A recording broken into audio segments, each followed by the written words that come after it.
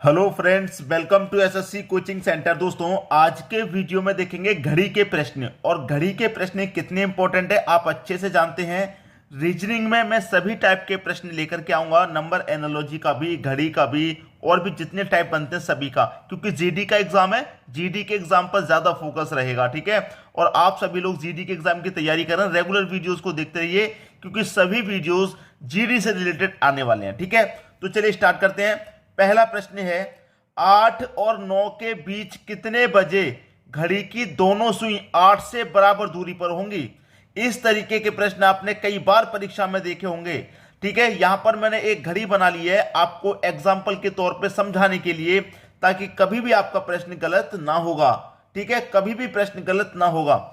आपसे प्रश्न में कह रहा है कि 8 और 9 के बीच कितने बजे घड़ी की दोनों सुई 8 से बराबर दूरी पर होंगी। प्रश्न की कंडीशन को मैं अभी समझा देता हूं। आपके पास दो टाइम है, 8 और 9 के बीच की बात कही है उसने, 8 और 9 के बीच में। और पूछ कब से रहा है? 8 से। 8 से पूछ रहा है पहले वाले टाइम से। कभी कभी क्या होगा, बाद वाले टाइम से भी पूछ देगा। अगर बाद वाले टाइम से पूछ देगा तो उसका कंडीशन अलग रहेगा, और पहले वाले टाइम से पूछेगा तो उसका कंडीशन अलग रहेगा। जैसे यहां पर पूछ रहा है 8 से बराबर दूरी पर, अगर 8 की जगह ये कह दे कि 9 से बराबर दूरी पर, तो 9 से बराबर दूरी कह देगा, तो उसका करने का तरीका थोड़ा सा अलग है, थोड़ा सा चेंज हो जाएगा बस। और पहले वाले टाइम से पूछेगा तो मैं आपको बता देता हूं करना क्या है। प्रश्न में पूछ क्या रहा है, 8 और 9 के बीच कितने बजे, ये 8 और 9 के बीच में कितने बजे घड़ी की दोनों सुई 8 से बराबर दूरी होंगी। 8 और 9 के बीच की बात कर रहा है ना, तो एक तो सुई हमारी 8 पर है और एक हमारी 9 पर है, ठीक है। क्लियर है? एक सुई हमारी 8 पर है, एक सुई हमारी 9 पर है। 8 से बराबर दूरी पर होंगी।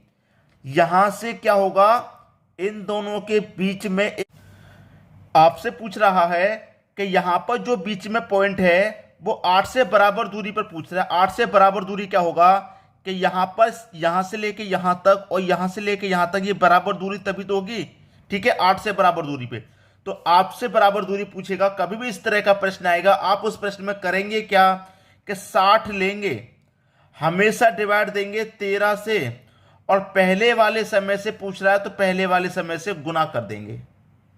बस इतना आपको करना रहेगा, प्रश्न का आंसर आ गया।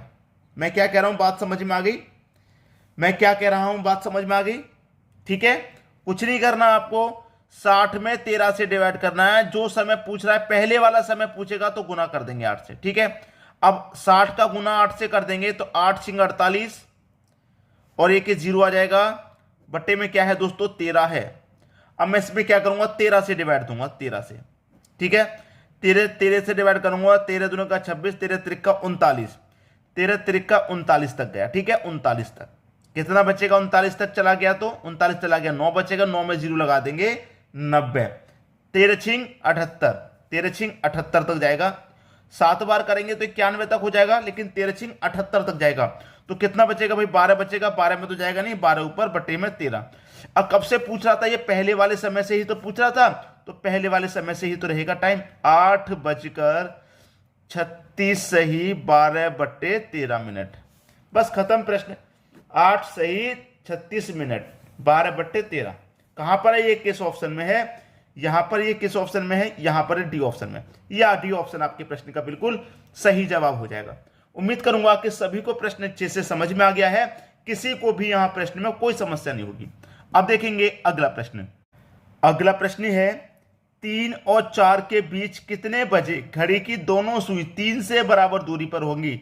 अब यहां पर घड़ी वाला डायग्राम बनाना जरूरी नहीं है, बस आपको क्या करना है, 60 में डिवाइड कर देना है 13 से। अब कब से पूछ रहा है, 3 से बराबर दूरी पर होंगी। पहले वाले समय से पूछ रहा है ना, पहले वाले समय से पूछ रहा है तो पहले वाले समय से आप गुना कर देंगे, ठीक है। 60 का गुना कर देंगे 3 से, कितना हो जाएगा, 180 हो जाएगा। बट्टे में कितना है, 13 है, डिवाइड कर दो भाई। 13 एक कम 13, 13 एक कम 13। अब 13 चला गया, 18 में से कितना बचेगा, 5, 5 में जीरो लगा देंगे, 50। कितना हो जाएगा दोस्तों, 50। 13 त्रिक का 39, 13 त्रिक का 39, 50 में से 39 तक चला गया, कितना बचेगा, 11। अब 11 में तो जाएगा नहीं, 11 ऊपर बट्टे में 13। तो पहले वाले समय से पूछ रहा था, पहले वाले समय से 3:13 सही 11/13 ये आपका आंसर हो गया। बताइए आसानी से कर पाएंगे कि नहीं? पर कर पाएंगे, आसानी से कर पाएंगे, बहुत आसान प्रश्न है। बी ऑप्शन आपके प्रश्न में सही दे रखा है। क्लियर होगी बात? कभी भी इस तरीके का प्रश्न पूछा जाएगा कि 3 और 4 के बीच कितने बजे घड़ी की दोनों सुई इतने से बराबर पे होंगी, या तो पहले वाले समय से पूछेगा बराबर पे होंगी, या फिर दूसरे वाले से पूछेगा। पहले वाले से तो समझ में आ गया कि हमेशा 60 में डिवाइड देंगे 13 से, और जो पहले वाला समय है उससे कर देंगे गुना। अब बाद वाले समय से भी पूछा जाता है, तो उसके लिए भी मैं आपको बताऊंगा, बस वीडियो को लास्ट तक देखते रहिए। अब देखेंगे अगला प्रश्न। अगला प्रश्न है 8 और 9 के बीच कितने बजे घड़ी की दोनों सुई 9 से बराबर दूरी पर होंगी? भाई बहुत बढ़िया प्रश्न है। अब यहां पर प्रश्न की कंडीशन को समझिए। 8 और 9 के बीच कितने बजे घड़ी की दोनों सुई 9 से, बाद वाले समय वाला प्रश्न आ गया, बाद वाले समय से पूछ रहा है, 9 से बराबर दूरी पर होंगी। पहले वाले समय से पूछता तो हम कर देते हैं, अब ये आ गया दूसरे वाले समय से पूछ रहा है, बाद वाले से, तो कैसे करेंगे इसे भी समझेंगे। हमेशा वही करते हैं कि 60 में डिवाइड करते हैं 13 से। अगर पहले वाले समय से पूछा जाता है तो इससे हम पहले वाले समय से गुना कर देते हैं, लेकिन इस बार बाद वाले समय से पूछ रहा है 9 से, तो क्या करेंगे भाई? 9 से भी गुना करेंगे, कंडीशन वही है, बस चेंज ये है, अगर बाद वाले समय से पूछा जाएगा तो बाद वाले समय से गुना करके उसमें 1 जोड़ देंगे, बस इतना फर्क है। अगर पहले वाले समय से रहता है तो उसमें 1 नहीं जोड़ते, बाद वाले समय से रहता है तो उसमें 1 जोड़ देते हैं, बस इतना अंतर है और कुछ नहीं। अब ये क्या हो गया? 60/13 गुने 10, 9 में 1 जोड़ा 10। अब 60 का मल्टीप्लाई 10 से कर दूंगा मैं तो ये 600 हो जाएगा। बटे में कितना है? 13 है, 13 से इसमें काट दे दो, 13 चौके 52। भाई 60 में से 52 तक चला गया, 8 बचेगा, 8 में 0 लगा दो 80, 13 छिंग 78 तक चला जाएगा। कितना बचेगा भाई? 2 में जाएगा नहीं, बट्टे में 13। तो कब से पूछ रहा था? ये बाद वाले समय से पूछ रहा था, बाद वाले समय से पूछ रहा था, लेकिन जो समय होता है, मैं क्या बता रहा हूं, बाद वाले समय से हमने सॉल्व तो कर लिया, लेकिन जो समय होता है वो 8 बजे से, मतलब पहले वाले से ही शो होता है हमेशा। ठीक है, पहले वाले से मतलब 8:46 2 सही 13। अब पहले वाले से क्यों समय होता है? देखिए कहीं पर कुछ भी समय हो रहा हो, मान लीजिए 8:45 हो रहे हैं, 8:59 हो रहे हैं, तो वो पहले वाले समय से ही तो दर्शाता है कि 8:59। आप ये तो बोलेंगे नहीं कि 9 बजने में 1 मिनट बाकी है, ऐसा बोल सकते हैं समझाने के लिए, लेकिन उस टाइम को तो पहले वाले टाइम से ही दर्शाया जाता है, चाहे कितने भी बज रहे हो, 8:45, 8:50, इस तरीके से पहले वाले समय से ही टाइम को दर्शाया जाता है। यहां बेशक बाद वाले से पूछ रहा है, मैंने बाद वाले से सॉल्व करके बता दिया, लेकिन जो टाइम दिखाएगा घड़ी में वो पहले वाले समय से ही दिखाएगा। ठीक है, बात क्लियर होगी? 8:46 2/13 ये दे रखा है बी ऑप्शन में, ये आपका सही जवाब हो गया। अब देखेंगे हम अगला प्रश्न। अगला प्रश्न है 1 और 2 के बीच कितने बजे घड़ी की दोनों सुई 2 से बराबर दूरी पर होंगी? 2 से बराबर दूरी पर भैया हमेशा 60 में डिवाइड देना है 13 से। पहले वाले समय से पूछेगा, डायरेक्ट पहले वाले से गुना कर दो, दूसरे वाले से पूछ रहा है तो दूसरे वाले से गुना कर दो, लेकिन दूसरे वाले में क्या करते हैं? 1 जोड़ देते हैं, तो 60/13 गुने 3, 60 का मल्टीप्लाई 3 से कर दूं 180 बटे में 13, 13 से कटा दो भैया, 13 1 कम 13 जाएगा, 5 बचेगा 50, 13 3 का 39, 50 में से 39 तक कटे कितना बचेगा? 11/13 ये बचेगा, लेकिन समय तो हमेशा पहले वाले से ही दिखाएगा, तो 1:13 सही 11/13 ये आपका आंसर होगा। ठीक है, तो घड़ी की सुई आपस में कब बराबर होंगी? इतने बजे पे बराबर होंगी। ठीक है, 1:13 सही 11/13। कहां पर है भाई? ये किस ऑप्शन में है? डी ऑप्शन में। ये डी ऑप्शन आपके प्रश्न का सही जवाब हो गया।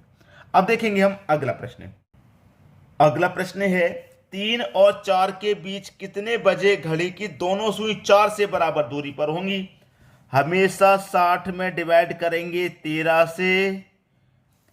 3 और 4 के बीच 4 से बराबर दूरी पर, बाद वाले समय से पूछ रहा है तो बाद वाले समय से गुना कर दो, और बाद वाले समय से गुना करते हैं तो क्या करते हैं? उसमें 1 जोड़ते हैं। ठीक है, 60/13 गुने 5, 60 का मल्टीप्लाई 5 में कर दो भैया, 300 हो जाएगा, ये 300/13 हो गया। 13 से अब इसमें काट दो, 13 दूने का 26 जाएगा, 4 बचेगा भाई 40 हो जाएगा, 13 3 का 39 जाएगा, 1 बचेगा, 1 ऊपर बट्टे में 13। भैया समय तो पहले वाले से ही दिखाएगा हमेशा, तो 3 23.1/13 ये आपका आंसर है। किस ऑप्शन में है ये चेक कर लो, 3:23, 1/13 डी ऑप्शन में है। डी ऑप्शन में, डी ऑप्शन है आपके प्रश्न का सही जवाब। बात क्लियर हो गई, प्रश्न भी आप सभी को अच्छे से समझ में आ गया होगा। अब देखेंगे हम अगला प्रश्न।